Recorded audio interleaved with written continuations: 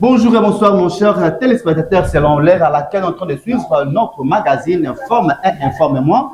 Le magazine de ce soir, nous avons reçu pour vous Monsieur Promesse Bakoubikoa que nous avons reçu dans notre émission de ce soir. Il est qui? Il est président communal de la dynamique Nasser Malik. Voilà, il est aussi analyste politique, voilà ce qu'il est et que nous allons passer dans cette émission, là où nous allons aborder 3 thématiques dans notre émission de ce soir. Il s'agit au moins de la démission du président de l'Assemblée nationale, Vital Kamerhe, et aussi nous allons parler dans notre émission de l'arrestation ou pourquoi pas de la condamnation pure et simple de l'ancien président de la République, Joseph Kabila Kabange. Nous allons terminer notre émission par le discours du chef de l'État, Félix Antoine Tshisekedi, qui l'a prononcé à la 80e sommet de l'Assemblée générale de l'ONU. Voilà les 3 matières que nous avons circonscrits pour l'émission de ce soir, ici que nous allons présenter avec vous, votre humble serviteur que vous connaissez très bien, Papi Mbouma. Mais sans dire que notre émission est bilingue. Nous allons comprendre aussi, nous allons entrer parfois en Chiluba, pourquoi pas en Kikongo, pourquoi pas en Swahili, pourquoi pas aussi en Lingala, pour ceux-là qui aiment suivre ces 4 langues-là. Bonjour, monsieur Promesse. Bonjour, messieurs les journalistes. Promesse, êtes-vous dans votre assiette?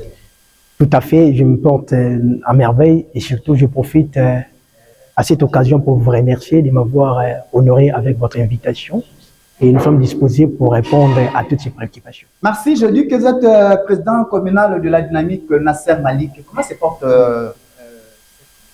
Oui, nous évoluons parfaitement bien. En fait, j'aimerais également profiter pour essayer d'expliciter c'est quoi concrètement la dynamique Nasser Maliki. En bref, la dynamique Nasser Maliki, c'est une association sans but lucratif qui met en valeur les savoir-faire de la jeunesse. Nous voulons mettre en avant la capacité de cette jeunesse à contribuer dans le développement de ces pays et tout en luttant contre l'analphabétisme et tous les maux qui rongent notre jeunesse congolaise. D'autant plus que la jeunesse est un pilier fondamental du développement d'un État. C'est par la jeunesse que nous pouvons espérer à un développement et surtout une progression dans un État.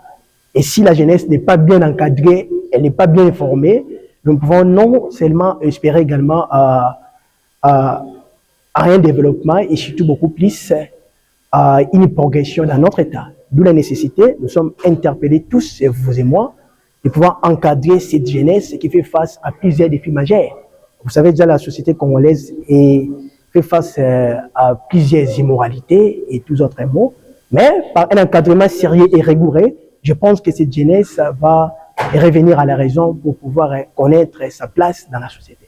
Merci, mais vous savez très bien que les Quinois disent souvent que est-ce que Eza Yonde Binonde dynamique Nasser Malik va vous Msambogo.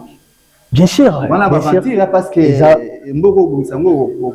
Non. Les changements commencent dès maintenant. Il faut croire à ces potentiels et surtout nous, la dynamique Nasser Malik, nous avons une vision très large.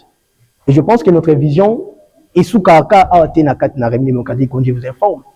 Et nous sommes là, nous militons également, nous battons pour défendre et surtout porter la jeunesse, même que ce soit au niveau régional, c'est-à-dire dans quelques pays africains et surtout à l'international. Donc, nous défendons toujours le savoir-faire de la jeunesse et surtout, nous, la dynamique Nasser Malik, nous avons une vision large au travers de notre président Nasser Malik, que je salue à passant. Et je pense qu'avec sa vision, avec sa réflexion, avec toutes les capacités que nous disposons dans notre association, nous pourrons contribuer dans le développement et surtout les changements de ce pays. Mais est-ce que Nasser Malik, ces mouvements, cette association existe bel et bien, cette dynamique existe bel et bien, n'est-ce pas que ça c'est pour... Vous visez déjà 2028 ou parce qu'en regardant déjà, développement, c'est pour qu'en faire pas beaucoup de fois en 2028? Non, jusqu'à preuve du contraire, nous ne sommes pas un parti politique, nous sommes juste une association sans but lucratif. Mais nous essayons quand même de contribuer, surtout d'aider l'État congolais, de pouvoir accomplir ses missions. Il a plusieurs missions. Et vous savez très bien que nous avons plusieurs défis à relever. Et nous, la dynamique Nasser Malik, qui était une association sans but lucratif, et nous avons estimé que nous pourrons également contribuer au développement et au changement de la personnalité des jeunes congolais. Voilà, par rapport à ces points-là, notre dernière préoccupation, avez-vous vraiment les moyens de faire face à tout cela? Parce que vraiment, ça, c'est un programme, c'est un programme gouvernemental, c'est ce que vous êtes en train d'éditer. Hein? J'ose croire, nous battons avec les mêmes moyens que nous disposons, mais je profite de solliciter, surtout de demander à l'État congolais, pourquoi pas, il y a aussi venir Bissau, d'autant plus que nous sommes là pour accompagner la mission de l'État. Donc l'État fait de telle sorte que nous ayons un citoyen de bonne qualité. Et je pense qu'au travers de nos différentes approches, notamment nous organisons les informations, nous luttons contre l'analphabétisation. Ça reste déjà une obligation légale et surtout constitutionnelle de l'État. Mais nous également, par d'une manière ou d'une autre, par les différentes formations que nous organisons, et nous contribuons. Donc vous organisez déjà des activités, parce que c'est là que je voulais poser la question. Quelles sont les activités que vous avez organisées? Oui, nous avons organisé plusieurs activités dans le cadre des contribués au développement de la jeunesse. Il y a plusieurs formations qui ont été déjà organisées, j'allais dire.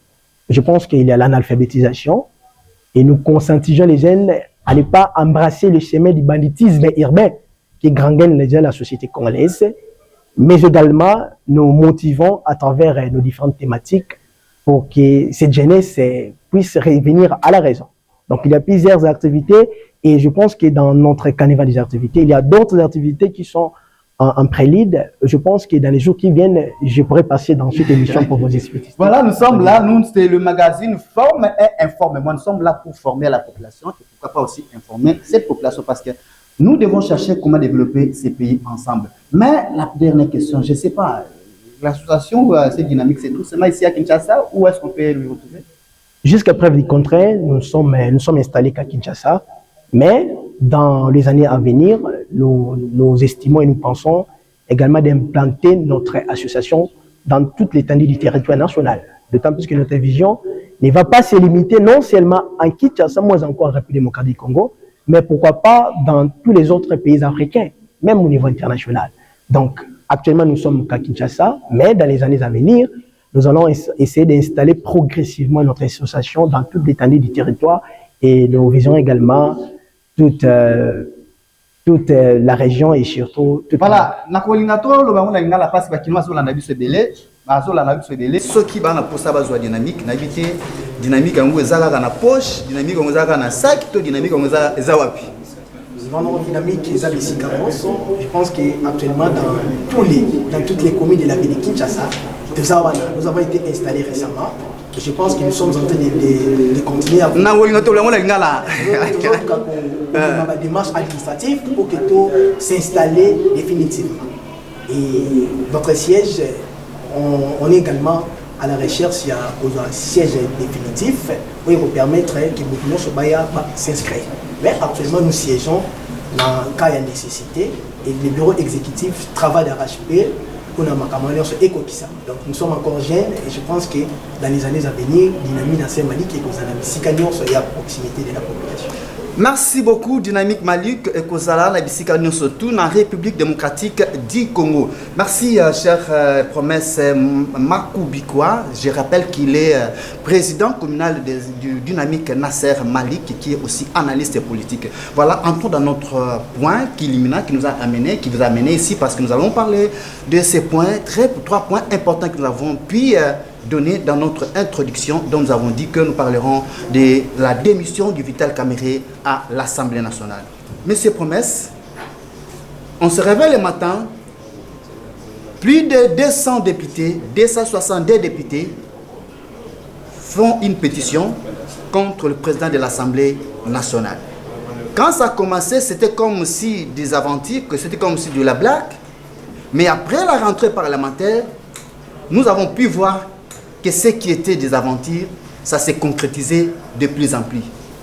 Jusque demander à Vital Kamerhe de démissionner et que la pétition était entrée à la table du président de l'Assemblée nationale, je cite bien Vital Kamerhe.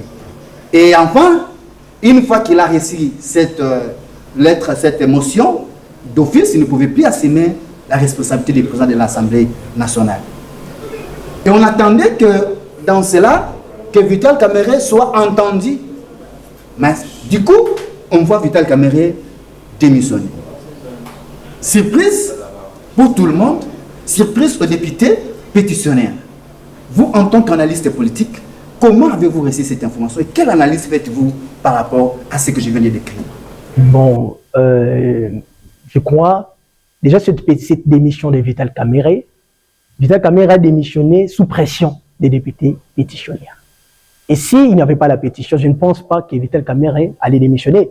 D'ailleurs, il a multiplié tous les efforts politiques en rencontrant le chef de l'État, mais aussi le secrétaire général de l'IDPS, par les biais également de son secrétaire national du parti UNC, M. Billy Kambale, qui, avant la démission de Vital Kamerhe, avait essayé quand même d'échanger avec Augustin Kabouya, qui est le secrétaire général du parti présidentiel, pour pouvoir obtempérer. Mais je pense que la pétition est une démarche parlementaire. Et une démarche parlementaire est obligatoire, et surtout légale, j'allais dire. Et les députés sont libres de pouvoir mener toutes des démarches qui visent l'intérêt de la population. Mais il y a une seule question que nous nous posons jusqu'à preuve du contraire. Est-ce que la pétition est vraiment aussi importante à ce stade? Et qu'est-ce qui cache derrière cette pétition? D'ailleurs, nous n'avons pas affirmé, mais d'après certaines langues, que les pétitions ils ont caché idée, il y a le changement de la Constitution. Oui, on arrivera là-dessus, mais parlons d'abord de cette pétition-là, parce que après que, comme on l'a dit, Vital Kamerhe a tigné Basoda Naye, Bakudana Augustin Kabouya, mais la moninette que le solo est Sima Kikakati. Alors, Vital Kamerhe, Tolali, tout le monde qui a démissionné. Soit qu'ils aient que à gérer ma baie, il a mal géré l'Assemblée nationale, c'est-à-dire que sa gestion était opaque. Et il confisquait parfois le contrôle parlementaire. N'est-ce pas que les députés avaient totalement raison de le faire? S'agissant du contrôle parlementaire, d'après le député national, ils ont bel et bien raison. D'autant plus que le contrôle parlementaire, c'est très important. Au travers du contrôle parlementaire, et au permettre non seulement la gestion, par exemple, des Vital Kamerhe qui nous ont poussé à mener dans la destitution et démission naïe, et pourquoi pas les autres mandataires, ou soit ceux qui également dirigent dans les différents ministères et autres. Les contrôles parlementaires sont très importants, ils ont des manchements vraiment malades.